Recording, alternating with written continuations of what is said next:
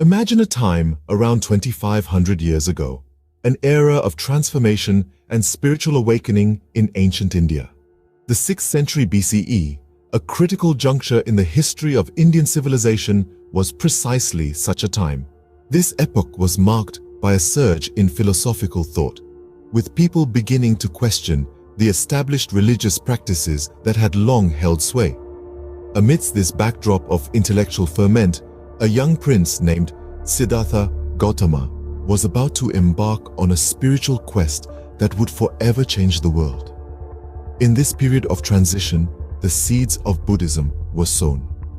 The social and religious fabric of ancient India was being challenged, and Siddhartha, disturbed by the suffering he saw around him, sought to find answers.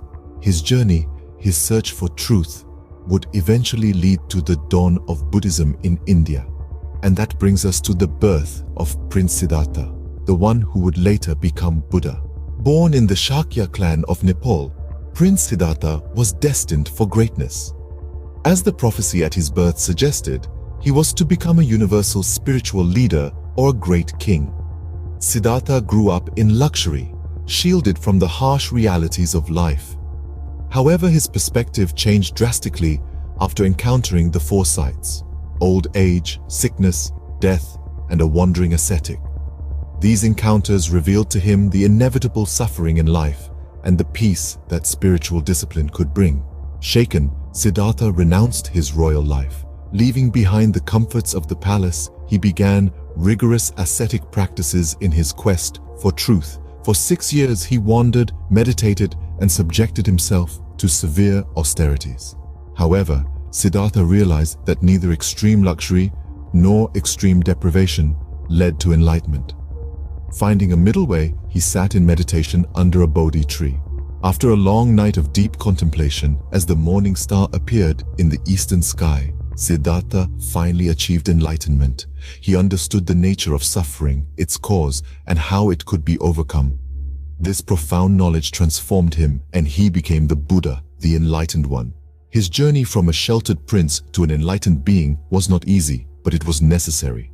Siddhartha had to experience the extremes of life to understand the path of moderation. Having achieved enlightenment, Siddhartha became the Buddha, the enlightened one, ready to share his profound insights with the world. Buddha, armed with his newfound knowledge, set out to share his wisdom with the world. His first sermon, delivered at the Deer Park in Sarnath, marked the beginning of his teachings. Here, he introduced the world to the Four Noble Truths: the truth of suffering, the truth of the cause of suffering, the truth of the end of suffering, and the truth of the path that leads to the end of suffering. These truths formed the cornerstone of Buddhist philosophy, offering a path to liberation from the cycle of birth and death, known as samsara. The path to liberation, as described by Buddha, is the Eightfold Path. It is a practical guideline to ethical and mental development, with the goal of freeing individuals from attachments and delusions, ultimately leading to understanding, wisdom, and compassion. But Buddha's vision extended beyond mere teachings. He sought to create a community, a sangha, where individuals could live and learn these principles together. This monastic community was open to all, irrespective of social standing or gender, emphasizing on equality and fraternity. In the quiet corners of monasteries, under the guidance of Buddha and his disciples, the sangha thrived. The teachings started to resonate not just within the walls of these monasteries, but far beyond. Buddha's teachings started to resonate with many, leading to the growth of a new spiritual community. From a small community of followers, Buddhism began its journey to becoming one of the world's major religions.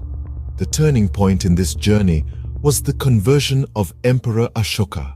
Deeply moved by the horrors of war, Ashoka embraced the path of non-violence and compassion, the core principles of Buddhism. His conversion played a pivotal role in the spread of Buddhism, both within and beyond the borders of India.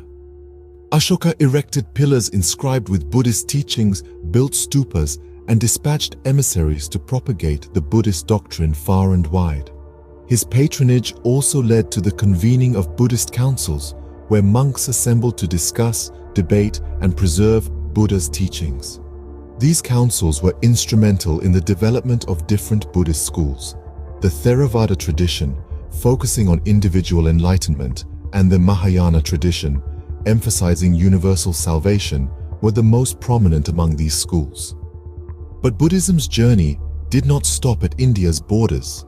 It found receptive audiences in regions as diverse as Central Asia, Southeast Asia, and even the distant lands of China, Japan, and Korea. These cultures absorbed and adapted Buddhism, giving it their unique flavor.